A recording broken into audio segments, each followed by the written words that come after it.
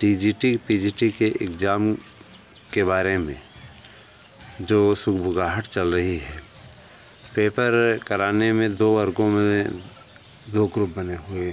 इन दोनों ही वर्गों में एक सहमति नहीं बन पा रही है कब कराया जाए।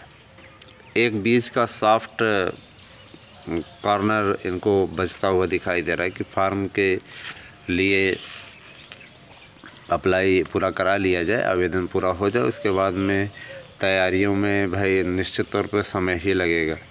तैयारियों के लिए इनको समय कम से कम नहीं कुछ तो बहुत तेज़ी से करेंगे तो कम से कम 15 से 20 दिन इनको टाइम चाहिए तैयारी के लिए। तो मान के चलिए अगर बहुत जल्दी भी कराएंगे तो पूरा मई इनकी तैयारी में जाएगी, जून महीने में पेपर होगा और जून महीने में पेपर ऊपर सेट हुआ, सेंटर अलॉटमेंट हुआ, कोरोना मान लीजिए पीक पे हुआ, उस समय तेज़ी पे हुआ तो और ज़्यादा दिक्कत होगी। पेपर देने के लिए भी क्या कहते हैं परमिशन लेना पड़ेगा। सुप्रीम कोर्ट ऐसी स्थिति में पेपर पोस्टपोन कर देगा निश्चित तौर पे। तो पेपर अभी जब तक कोरोना का संकट नहीं संपन्न हो जाता, कायदे से धीमा नहीं हो जाता, तब तक पेपर की संभावना कम ही दिख रही है। क्योंकि जब बोर्ड का पेपर टल गया, अभी तक बोर्ड का भी पेपर का कोई टाइम टेबल नहीं है और आने की भी संभावना नहीं है। ऐसा लग रहा है कि जुलाई में जा कर के 12 का बोर्ड का पेपर होगा, 10 वाले प्रमोट होंगे, है ना। यही स्थितियाँ बन रही हैं। तो आप लोग अपना काम करते रहिए, पढ़ाई लिखाई में न पीछे हटें, उसमें अपने कर्तव्य का पालन अवश्य करें, ठीक है। हमारे अंदर भी आत्मिक शक्ति है और अपने बड़ों का आशीर्वाद है। मेरी आदरणीय भाभी जी जो इस दुनिया में नहीं, उन्होंने हमेशा हमें अपने बेटे की तरह माना।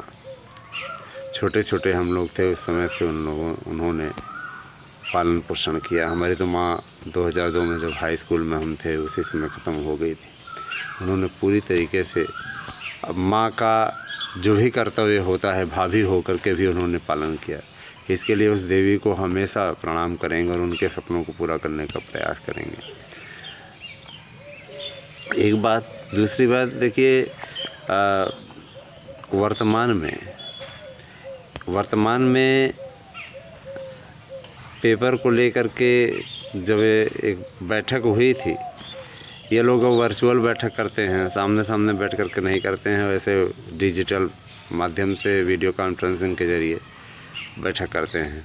अभी सामाजिक का कार्यक्रम भी नहीं निकल के आ पा रहा है। सामाजिक के कार्यक्रम के लिए भी बोल रहे हैं कि भैया कोरोना काल में जान नहीं देंगे और अभी इंटरव्यू ना कराया जाए। तो अभी इंटरव्यू भी नहीं होगा सोशल का। और प्रधानाचार्य के रिजल्ट को लेकर के जो लटका झटका चल रहा है उसमें भी एकदम स्पष्टतः बात है कि वह भी अभी नहीं होगा।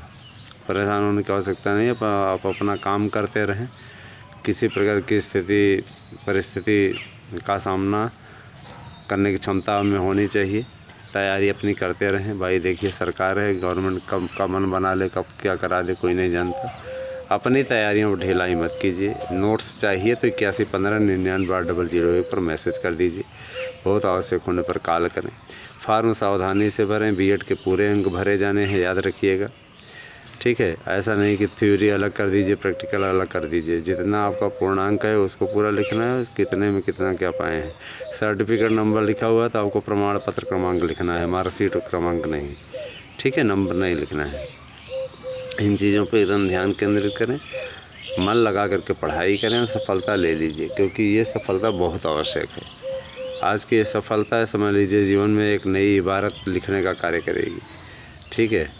हिम्मत रखें और अपनों को सुख प्रदान करने का प्रयास करें, ठीक है। अच्छा होना बुरा होना ये जीवन का शाश्वत सत्य है। अच्छा और बुरा यही दो तो होंगे, है ना। बीच का कभी तो ऐसा कोई रास्ता आता नहीं कि अच्छा भी हुआ बुरा भी हुआ, चलो छोड़ो। बहुत कम ही ऐसी स्थिति आती है अच्छा बुरा दोनों ही हो जाता है ना। लेकिन वास्तव में या तो अच्छा होगा या तो बुरा होगा। बुरा कब होगा? जब आपके कर्म अच्छे नहीं होंगे, जब आप अच्छा नहीं करेंगे, मेहनत नहीं करेंगे, तब आपके साथ बुरा होगा। और अच्छा तो आपके हाथ में है। अच्छा आप जितना अच्छा करोगे उतना बढ़िया आपके जीवन में होगा, यही कहना है। और रही बात इसकी, कुछ लोग कहते हैं सर कला रिजल्ट, तो कला के रिजल्ट को लेकर के आप अभी थोड़ा सा समय दीजिए। कला विषय का रिजल्ट अभी इतनी जल्दी नहीं आने जा रहा है, क्योंकि कला विषय के लिए सरकार उपस्थित ही नहीं हो पा रही कोर्ट में, है ना। और सेकंड वेटिंग लिस्ट के बारे में, तो सेकंड वेटिंग लिस्ट के बारे में क्या, पहली वेटिंग लिस्ट में जिन भी बंदों का पहुंच रहा है सबका कर दे रहे हैं। सेकंड वेटिंग लिस्ट उन्हीं की बनेगी जिनका माल डाल पहुंचा रहेगा। हम मतलब ये कह रहे हैं कि जिनका मतलब जिनकी व्यवस्था लगी रहेगी उनका होगा ज़रूर, ठीक है। तो व्यवस्था का लगवाना हो तो आप लोग ज़रूर संपर्क करिए जिनसे भी, जहाँ भी आपकी व्यवस्था है। कहने का तात्पर्य ये है कि देखिए, व्यवस्था का मतलब वहाँ पैसे से नहीं है। व्यवस्था का मतलब ये कि आपकी मेरिट है, आप प्रत्यावेदन वगैरह दीजिए, सारी चीज़ें कीजिए। कोई भ्रष्टाचार का आरोप चयन बोर्ड पे नहीं लगा सकता। ये चयन बोर्ड एक ईमानदार संस्था है। आप अपना काम करते रहें और उसे कभी पीछे ना हटें, ठीक है। और किसी को भी ऐसे नहीं भाई कहा जा सकता कि आप व्यवस्था लगवाने का मतलब ये कि आप जाओ वहाँ पैसा दो। व्यवस्था का मतलब ये अपना प्रत्यावेदन वगैरह देते रहें कि हम भाई इतनी सीटें खाली हो रही हैं, हमें सेकंड लिस्ट में जब हो तो प्रत्यावेदन आप दे दीजिए कि जगह दी जाए। ऐसे वैसे आप कर लीजिए संतोष के लिए। करना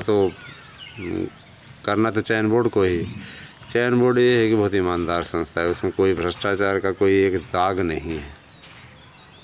आप लोग अपना काम करें और हम अपना कर्तव्य कर रहे हैं। आप लोगों को नोट्स चाहिए तो नोट्स के लिए 811599 पर संपर्क करें या मैसेज कर दें। ये मेरा व्हाट्सएप नंबर है। आपको याची बनना है तो भी आप इस पर संपर्क करें।